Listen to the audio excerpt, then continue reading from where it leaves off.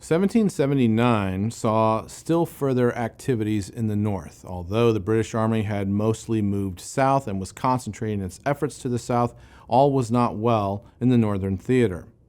New York City remained firmly in British control. However, Native American unrest in northern New York resulted in many skirmishes along the American and Canadian frontier. In fact, a violent civil war had erupted among the Iroquois. Now, the Iroquois were called the Six Nation Confederacy, and they had maintained strong relations among 6 tribes for hundreds of years. They called themselves the people of the Longhouse. That confederacy formed as early as 1450, before Christopher Columbus had even arrived in North America. That made it one of the oldest democracies on earth, and it was certainly the oldest democracy in North America. The way it worked was that each clan within the 6 nations had one vote, represented by a council of chiefs. Sometimes as many as 50 chiefs might assemble to consider a particular action, which they would only take if all the chiefs completely agreed unanimously. So this was not quite an elected democracy. It was more a republic appointed by leaders within different tribes and different clans. Now, sometimes historians discuss how much did that Iroquois Confederacy impact the creation of the United States. It's an interesting question. When Congress was trying to figure out what our Confederacy would look like, the Articles of Confederation, one of the things that they could look at was the Six Nation Iroquois Confederacy to the north.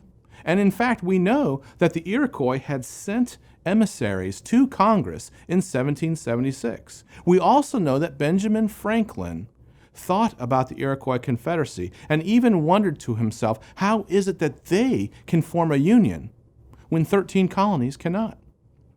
Nevertheless, historians are somewhat divided about this. We think that the Iroquois Confederacy had some impact on the creation of the United States of America. And in 1988, the American Congress officially recognized the Six Nation Iroquois Confederacy as contributing to the United States of America. Now, initially, the Six Nation Iroquois Confederacy tried to stay neutral, but they were kind of caught between the two sides. Canada was British to the north, New York was largely American to the south, and right in between them were the Six Nations. So despite the fact that they might try to remain neutral, war was coming to them. Eventually, 2 of the Six Nations sided with the Americans, the Oneida and the Tuscarora, while the other 4 nations, the Mohawk, the Seneca, the Onondaga, and the Cayuga, sided with their earlier allies, the British. A civil war between the Six Nations erupted between 1778 and 1779. They began attacking one another and pretty much anyone along that northern frontier as they tried to figure out who was going to control that territory and which side was going to win. Congress eventually told Washington he needed to put an end to it. So while most of his army focused on New York City and keeping the British inside, he sent an army of 4,000 men called the Sullivan Expedition north to finish this civil war. He said to his expedition, "The immediate objects are the total destruction and devastation of their settlements and the capture of as many prisoners of every age and every sex as possible. It will be essential to ruin their crops now in the ground and prevent them from planting more." You can tell that his intention was to drive them out. And in fact, the Sullivan Expedition did exactly that. They walked along the Mohawk River, destroyed more than 40 settlements, all their orchards, all their granaries, all their buildings. And most of the Native Americans involved in that conflict had to flee north or starve.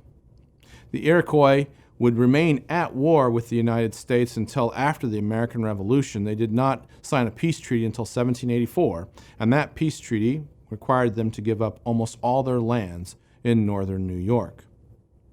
While Washington and the Continental Army were distracted by those frontier skirmishes, the British continued their march in the south. From their stronghold in Savannah, they captured Augusta, Georgia, essentially solidifying their hold on all of Georgia. Congress, in response, thought that perhaps it was time to try and create some black regiments, to have some slave owners give their slaves to the army. The slave owners would be compensated for the loss of their slaves, and the slaves, if they survived, would get freedom and the freedom after the war and $50. However, that recommendation was rejected by South Carolina and Georgia, and so no slave regiment was ever made during the American Revolution. Britain continued to send out raiding parties from New York City and continued to try and consolidate the South. In late December, the British sent another 8,500 troops from New York City to try and capture Charleston, South Carolina. So 1779 was a busy year. In the North, Washington tried to keep the British confined in New York City while also trying to end devastation on the frontier. But in the South, the British continued to increase their control over southern states.